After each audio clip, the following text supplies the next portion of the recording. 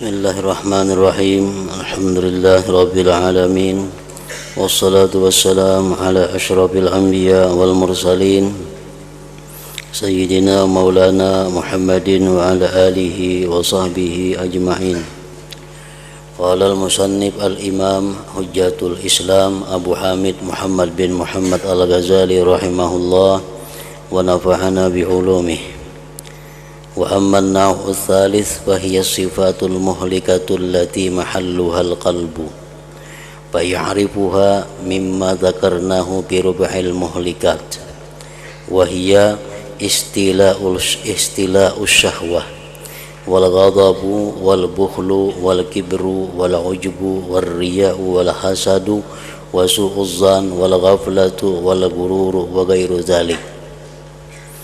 ويتفقد من قلبه هذه الصفات فإن ظن أن قلبه منزه عنها فيتفكر في كيفية امتحانه والاستشهاد بالعلامة عليه فإن النفس أبدا تعد بالخير من نفسها وتخلف فإذا ادعت التواضع والبراءة من الكبر فينبغي أن تجرب bihamli huzmati hadabin bissuq kama kana al-awwalun yujarribuna bihi anfusahum wa idza da'atil hilma tu'radu li ghadabin yanaluhu min ghairihi thumma yujarribuha bi kazmil ghais wa kadzalika bi sairis sifat ila akhir.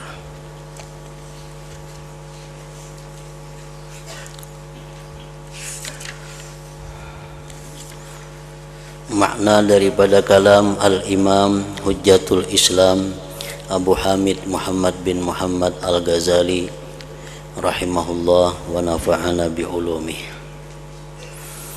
Macam yang ketiga daripada beberapa macam perkara yang perlu dipikirkan,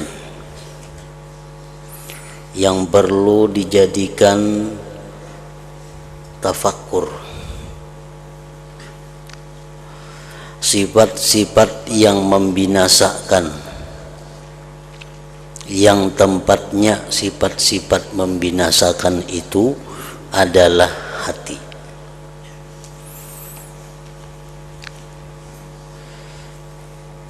Memikirkan tentang hati kita, apakah masih ada dihuni, didiami oleh sifat-sifat yang membinasakan. Apabila kita merenungkan atau memikirkan tentang hati kita, apakah masih dipenuhi sifat-sifat tercela, maka tafakkur seperti itu adalah merupakan tafakkur yang sifatnya adalah ibadah.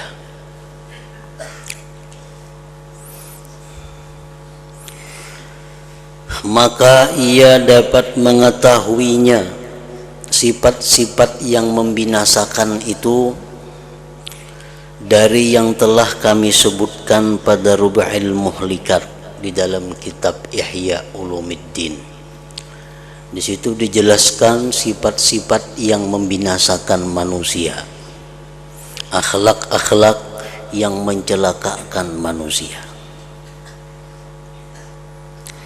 yaitu sifat-sifat yang mencelakakan kita tadi antara lain adalah menguasainya syahwat. Diri kita dikuasai oleh berbagai macam keinginan-keinginan.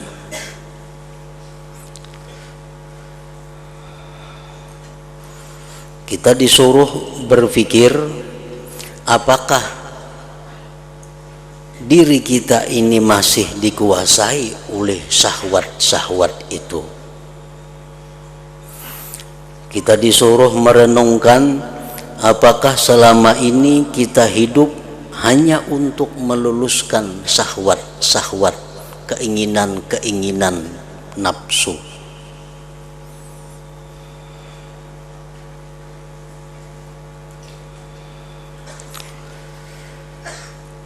Menguasainya syahwat itu merupakan sifat yang tercela yang tempatnya adalah di dalam hati manusia.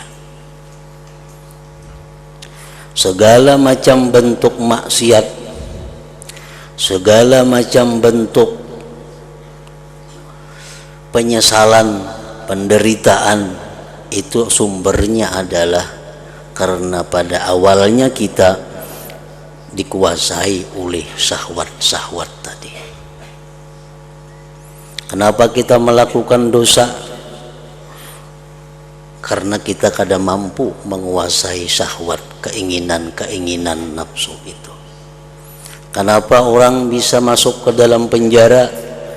Nah, kebiasaan kebanyakannya adalah akibat dia dahulunya dikuasai oleh keinginan-keinginan nafsunya. Kenapa seseorang itu sekarang dia menderita?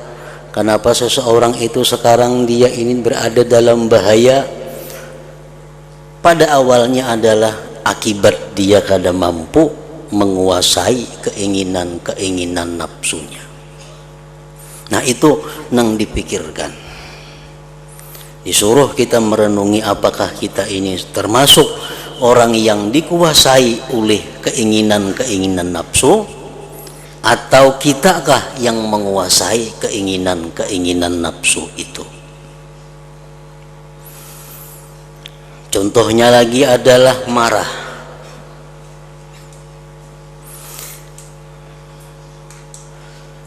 Selama ini aku marah, apakah marahku itu karena pribadi, ataukah marahku itu karena di jalan Allah?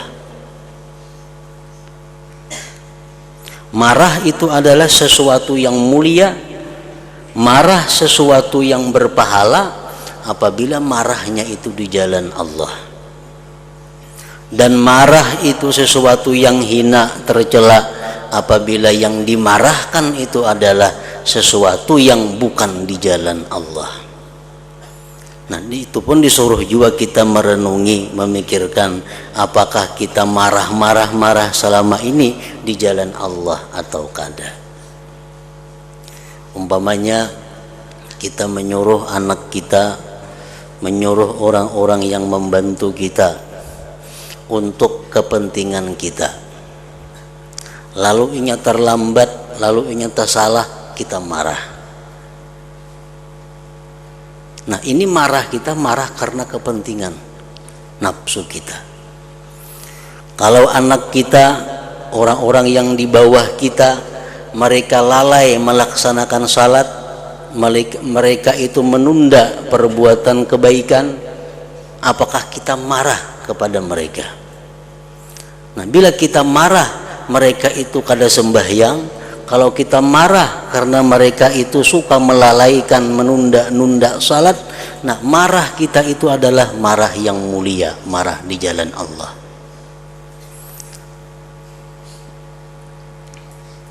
Anak buah terlambat sembahyang, kada sarik. Tapi kalau anak buah disuruh mengambilkan nasi, terlambat seperempat jam, setengah jam memainya, nah, berarti ini manusia marah bukan di jalan Allah. Buktinya apa? Ya tadi buktinya, anak buah kita kada sembahyang, melambatkan sembahyang, kita kada marah. Paling marah juga kada semarah inya nang terlambat kita suruh itu. Itu menunjukkan bahwa diri kita ini adalah marah yang tercela.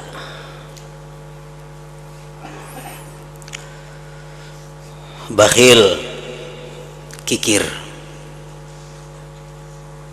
Apakah kita selama ini masih dianggap tergolong orang yang bakhil atau kada? Kita periksa diri kita, kita renungi, kita kontrol hati kita. Apakah selama ini kita masih orang bakhil atau sudah keluar dari golongan itu? Kibir, sombong, ujub, ria, hasad, dengki, su'uzzan, sangka jahat. Sangka jahat ini ada sangka jahatnya kepada Allah, ada sangka jahat kepada makhluk Allah. Apakah kita selama ini suka sangka jahat kepada Allah? Apakah kita selama ini suka sangka jahat kepada makhluk Allah? Nah, kita memeriksa, menganalisa diri kita itu merupakan tafakkur yang besar, nilai pahalanya di sisi Allah Subhanahu wa ta'ala. Jahat sangka kepada Allah antara lain contohnya, umpamanya kita berdoa lawan Allah, lalu doa kita ini belum hanya terwujud lagi, lalu kita mengambil kesimpulan Allah kadang ngabulkan doaku. Nah, itu buruk sangka dengan Allah. Buruk sangka dengan Allah.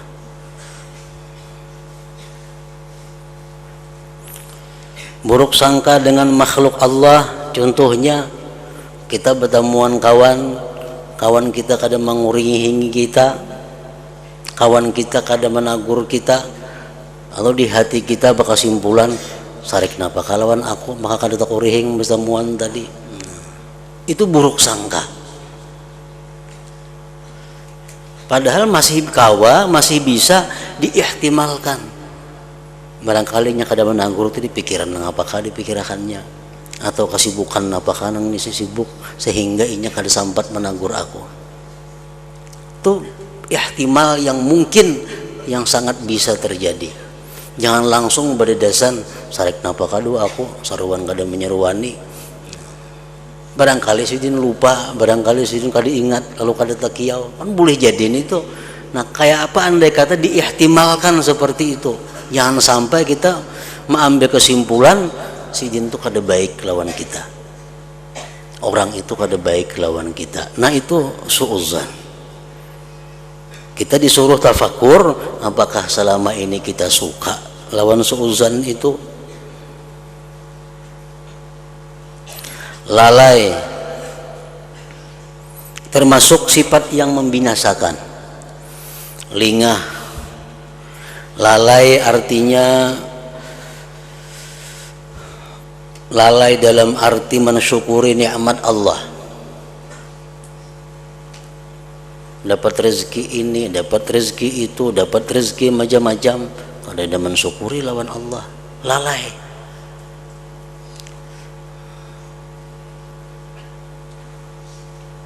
Lalai terhadap mengambil hikmah kepada sesuatu musibah yang menimpa. Ada hal-hal yang kada nyaman datang kepada kita, kita lalai mengambil hikmahnya. Sudah 4-5 hari hanya merasa ada hikmahnya.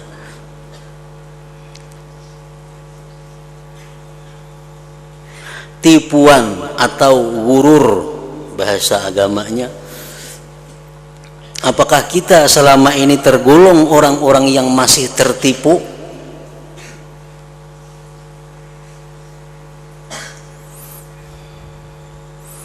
Tertipu dengan ayat-ayat Allah, tertipu dengan hadis-hadis Rasulullah.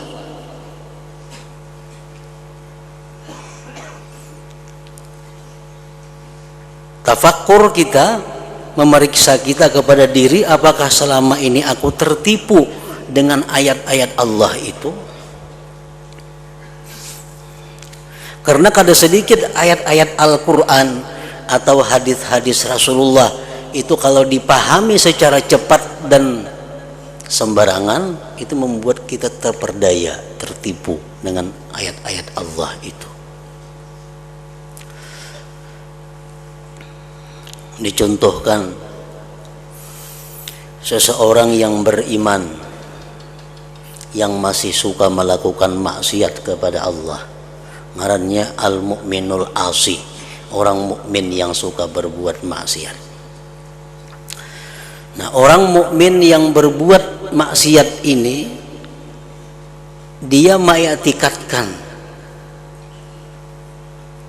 ujarnya, Innallaha ghafurur rahim. Allah itu maha pengampun penyayang.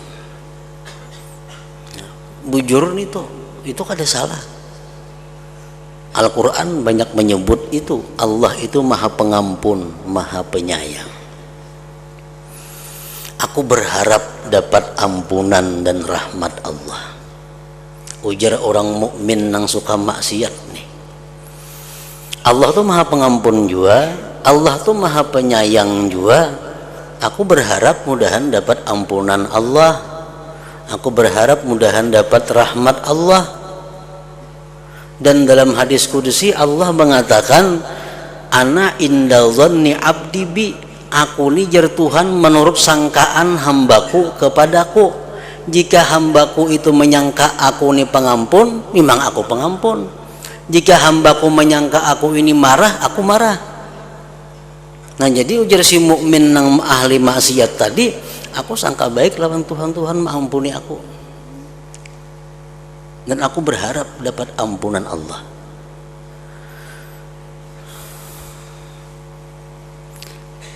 Nah ini contoh orang beriman yang maksiat, yang tertipu dengan ayat Allah dan hadis-hadis Rasul.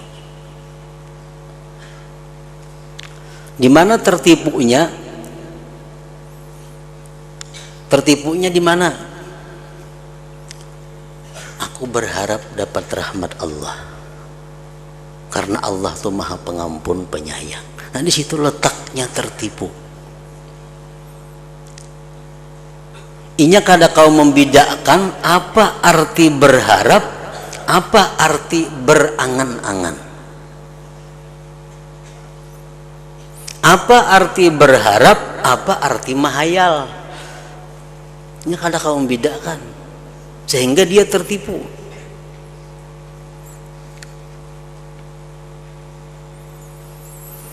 Rasulullah sallallahu alaihi wasallam menjelaskan, al-kaisu man dana nafsahu wa amila lima ba'dal maut wal ahmaq man atba'a nafsahu hawa wa tamanna 'ala Allah.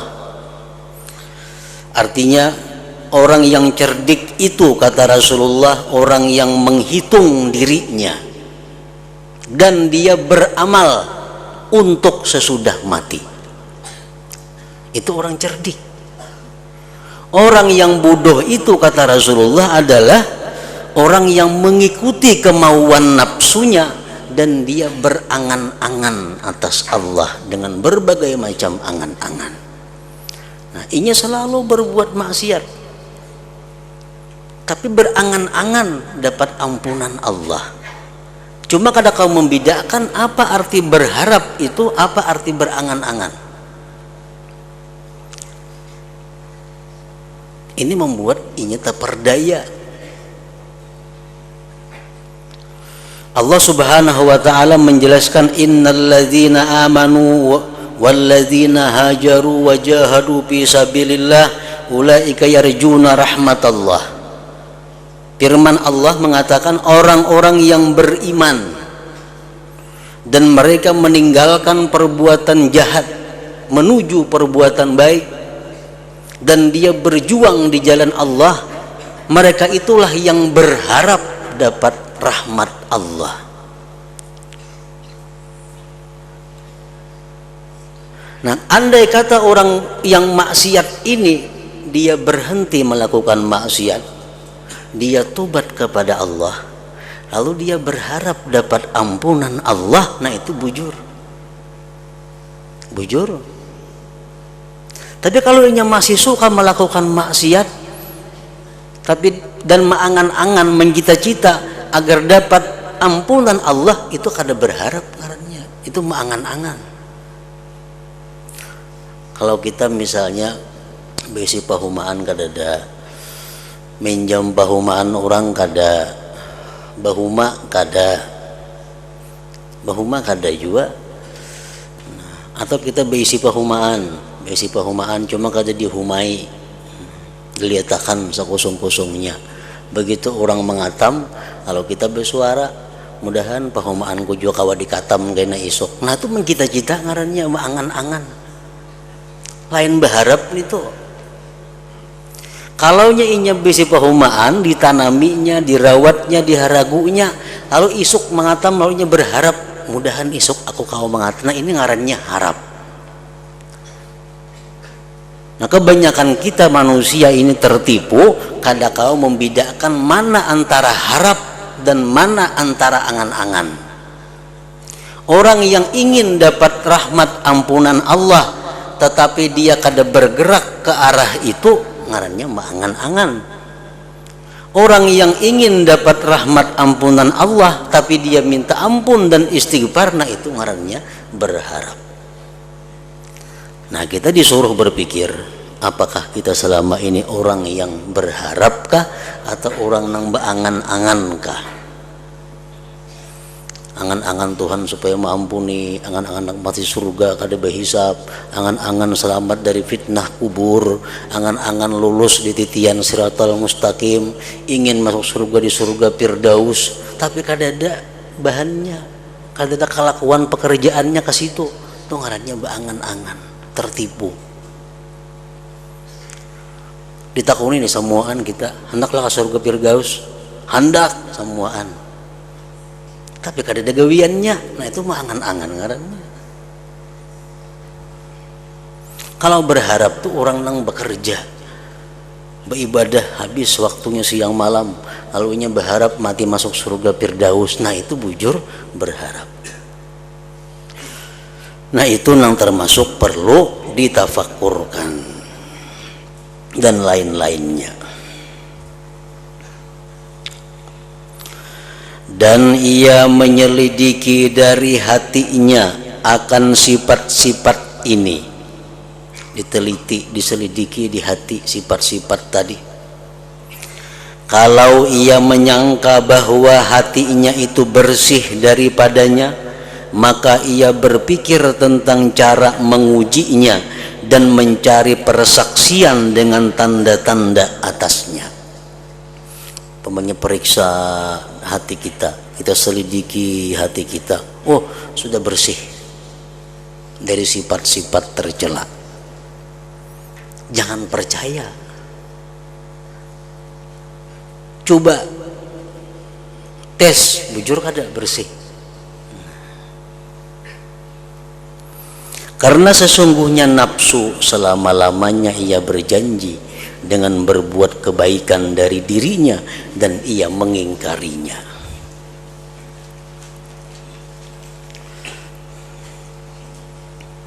Nafsu selalu mengatakan, oh sudah bersih hati engkau dari takabur, sudah bersih hati engkau dari ujub, sudah bersih diri engkau dari terperdaya, tertipu tadi.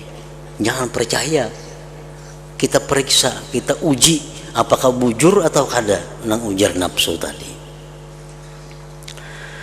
Maka apabila diri mengaku tawadhu dan terbebas dari kibir, kesombongan, maka semestinya ia mencobanya. Coba, antara lain mencobanya itu dengan membawa satu ikat kayu bakar di pasar. Ini orang dahulu kada ada peminyak gas bemasak itu, kada ada kumpur gas, masak kayu bakar. Jadi nukar kayu bakar di pasar, bawa seorang ke rumah. Jangan menyuruh orang bawa, jangan menyuruh budak, jangan menyuruh hamba, bawa seorang. Kalau sanggup kita membawa itu kada ada rasa malu kepada makhluk Allah, berarti sudah terbebas dari kesombongan dalam masalah itu. Seperti Abu Hurairah radhiyallahu anhu disebutkan, waktu beliau menguji diri beliau apakah masih ada sombong atau kada, masih melakukan hal seperti itu. Sebagaimana orang-orang dahulu telah mencoba dirinya dengan demikian. Dan apabila diri mengaku bersifat hilim, maka ia menghadap kepada kemarahan yang diperoleh dari orang lain, kemudian ia mencobanya dengan menahan amarah. Periksa diri kita, apakah diriku ini pemarahkah, masih di jalan yang salah marahnya, ataukah diriku ini sudah punya sifat hilim, lawannya sifat marah. Ujar nafsu, sudah bersih ikam dari marah, ikam sudah bersifat hilim, sudah bukan lagi bersifat pemarah. Jangan percaya, coba bakal lakuan kayak apa supaya disariki orang.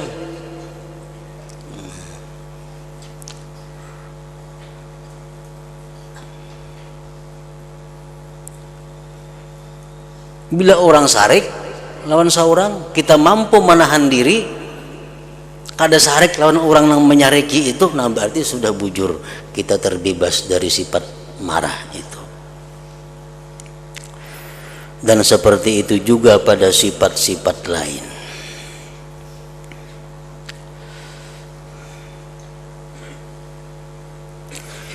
Inilah tafakkur tentang apakah ia bersifat dengan sifat yang dibenci atau tidak. Dan bagi yang demikian ada tanda-tanda yang telah kami sebutkan pada Rub'il Muhlikat dalam kitab Ihya Ulumuddin. Apabila tanda menunjukkan kepada adanya, periksa hati apakah masih ada bersifat sombong, ternyata ada, maka ia berpikir tentang sebab-sebab yang menjahatkan sifat-sifat ini padanya. Kalau kita periksa hati kita ternyata masih ada sombong, nah kita cari sesuatu yang menjahatkan sifat sombong itu. Hadis-hadis Nabi kita baca yang mencela, mencaci maki sifat sombong. Kita cari Al-Quran yang mengatakan begitu beratnya orang-orang yang sombong.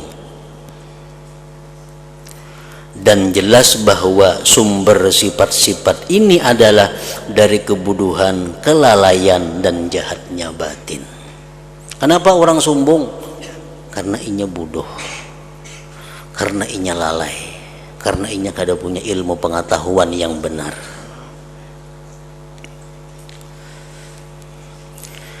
Sebagaimana jikalau ia melihat pada dirinya ujub dengan amal. Sekarang ini aku nih masihkah ada bersifat ujub atau kada? Ujub itu katuju mengakui kehebatan diri. Katuju benar merasa bahwa diri seorang ini adalah bersih. Diri seorang ini adalah kada berdosa. Itu ujub. Merasa bahwa diri seorang ini adalah sempurna. Nah, itu ujub. Merasa bahwa diriku ini kuat beribadah. Ujub. Orang kan tidak tahannya baca Quran 4-5 jam, mun aku 10 jam soal duduk tahan. Merasa bahwa dirinya mampu demikian. Bila merasa demikian, ujub ngarannya. Nah, sebagaimana jikalau ia melihat pada dirinya ujub dengan amal, lalu ia berpikir dan berkata, hanya saja amalku itu dengan badanku, anggota badanku, dengan kemampuanku dan kehendakku, dan semua yang demikian itu tidak dariku dan tidak kepadaku, dan hanya saja itu adalah ciptaan Allah dan karunia-Nya atasku. Ini menghilangkan ujub. Kita boleh aja ingat, boleh aja merasa kehebatan diri, boleh. Kita merasa bahwa kita punya kemampuan yang luar biasa dibanding orang, ada apa-apa, asal ingat bahwa itu adalah anugerah Allah. Nah, supaya jangan ujub. Maka dialah Tuhan yang menciptakanku dan menciptakan anggota badanku dan menciptakan kemampuanku dan kehendakku, dan dialah yang menggerakkan anggota tubuhku dengan kudratnya, dan begitu pula kemampuanku dan kehendakku. Allah semuanya.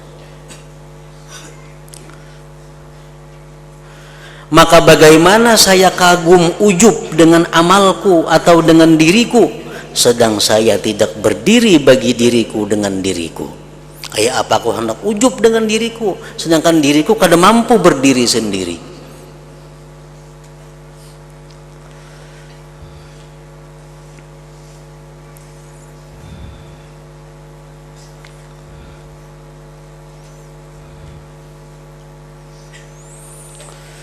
Para ulama mengatakan, man arada ayyaksira ujuba fa'alaihi bi arba'ati asya. Siapa yang hendak memecahkan ujub, maka ada caranya, 4 perkara supaya jangan ada ujub.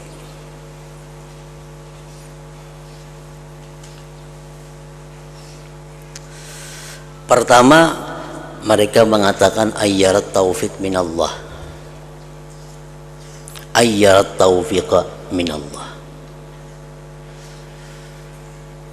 Kita beribadah, membaca Al-Quran, baca Quran atau membaca salawat, kada terasa begitu asiknya kita membaca Quran, sekalinya sudah 5 jam kita duduk, sudah 5 jam membaca Al-Quran atau membaca salawat. Nah, untuk menyelamatkan amal ini supaya jangan diserangnya ujub, yang pertama kita ingat bahwa taufik itu dari Allah. Aku nih kawa kajamini nih, itu adalah dari Allah. Kenapa aku rasa nikmatnya beramal hari ini? Itu adalah dari Allah.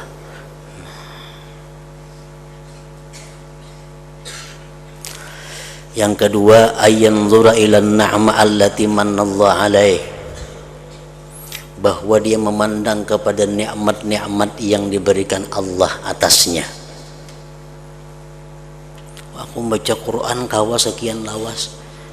Nah, kita ingat satu nikmat saja, nikmat mata. Nikmat mata ini adalah pemberian Allah. Jangannya mata kada melihat, jangankan 5 jam sambar aja kada kau membaca.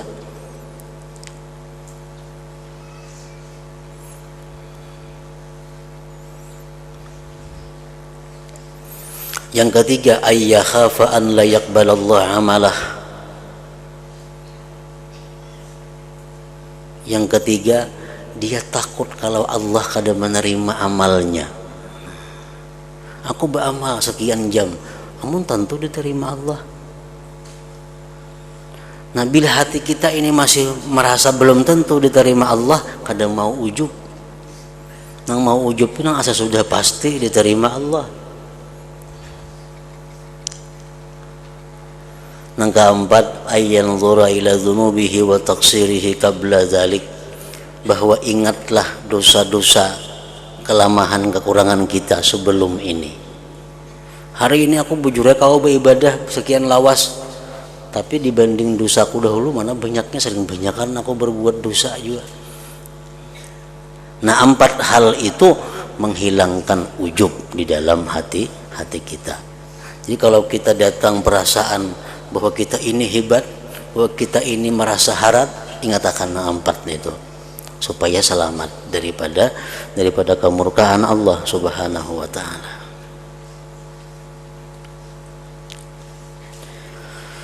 Apabila ia merasa pada dirinya dengan kibir, kesombongan, maka ia menetapkan atas dirinya akan kedunguan padanya. Kalau kita ini merasa bahwa diri kita ini lebih hebat daripada orang lain, kalau kita merasa bahwa diri kita ini lebih bersih dari orang lain, padahal kan lawan diri kita pembungulnya tuh igam. Kalau kita tuh merasa, ini bedanya antara ujub lawan sombong. Ujub ini kada perlu ada orang lain, bisa ada sendirinya. Kalau takabur tuh ada tandingan. Aku harap pada inya, harap pada orang tuh takabur. Kalau merasa harap saurangan nah tuh ujub. Nah, bila mana kita menetapkan bahwa diri kita ini lebih hebat dari orang lain, lebih suci dari orang lain, lebih zuhud dari orang lain, sebenarnya diri kita paling bungul, paling bodoh.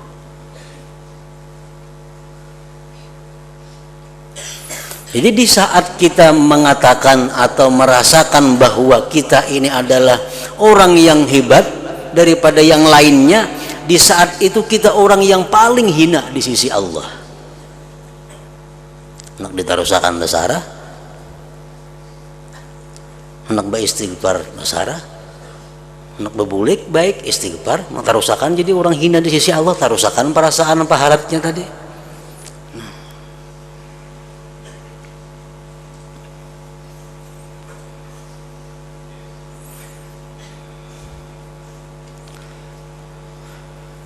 Dan ia berkata kepadanya, kepada dirinya sendiri, mengapa kamu memperlihatkan dirimu lebih besar? Kenapa ikam merasa harap pada orang? Sedangkan orang yang besar adalah orang yang di sisi Allah orang besar. Nangaran orang hebat tuh orang yang hebat di sisi Allah. Dan yang demikian itu dapat tersingkap setelah mati. Di akhirat kita nang tahu siapa manusia yang besar di sisi Allah. Dalam dunia belum jelas. Dan banyak sekali orang kafir pada waktu sekarang meninggal dunia dalam keadaan mendekatkan diri kepada Allah Ta'ala dengan bercabutnya dari kafir. Dan banyak sekali orang muslim meninggal dunia dalam keadaan celaka disebabkan berubah keadaannya ketika mati dengan mati su'ul khatimah. Ada tentu.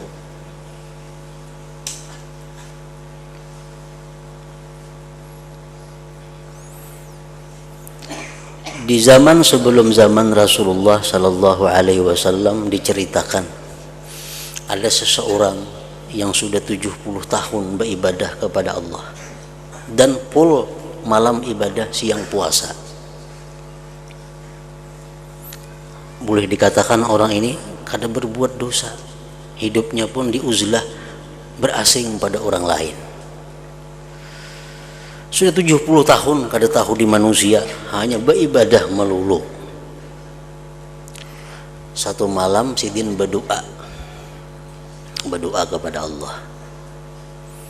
Begitu berdoa kada kabul doanya kada kabul,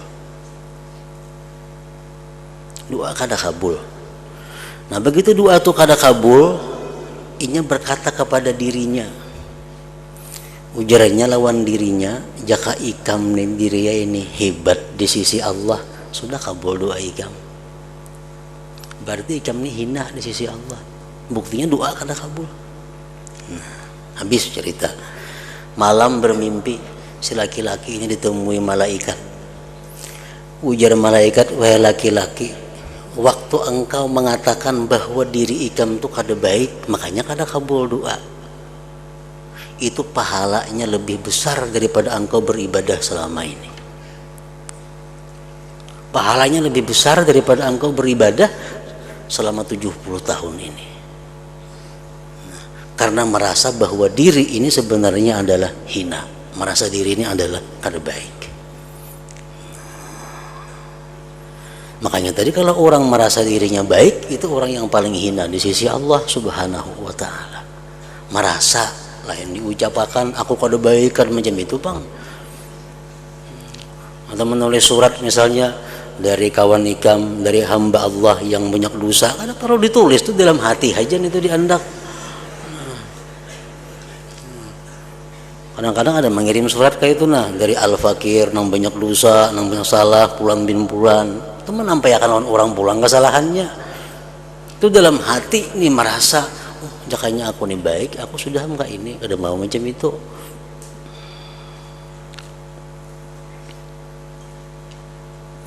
Siti Aisyah radhiyallahu anha ditanya, wahai Siti Aisyah, ujar orang, kapan seseorang itu baik? Aisyah menjawab, ketika dia merasa dirinya yang paling jahat.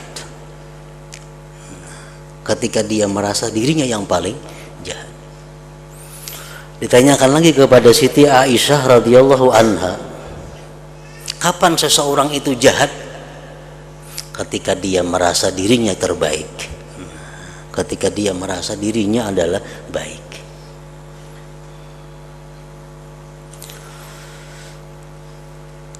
Maka apabila ia tahu bahwa kesombongan itu membinasakan dan bahwa asal kesombongan itu adalah kebuduhan, maka ia bertafakur tentang pengobatan menghilangkan yang demikian itu dengan bahwa ia mengerjakan perbuatan-perbuatan orang-orang yang tawadhu. Kamu sudah berpikir, kalau dapat kesimpulan diriku masih sombong, nyaman mau obati.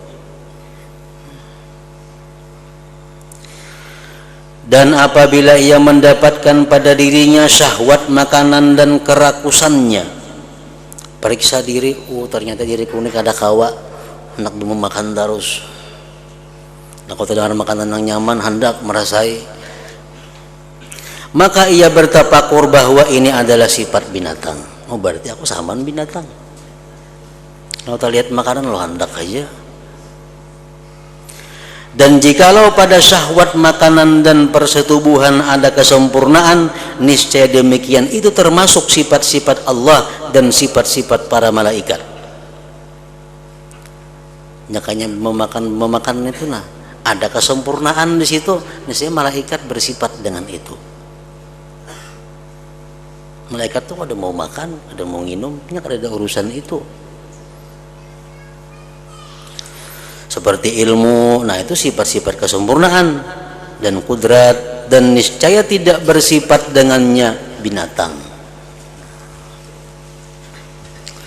Dan manakala kerakusan itu lebih menang atasnya, maka ia lebih serupa dengan binatang dan lebih jauh dari para malaikat al-muqarrabin.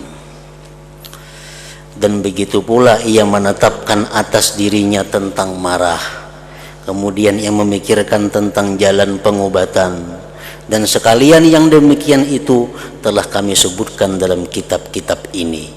Maka barang siapa yang menghendaki bahwa jalan pikir menjadi luas baginya, maka tidak boleh tidak dari menghasilkan apa yang ada di dalam kitab ini. Nah, kemudian macam yang keempat, sifat-sifat yang menyelamatkan.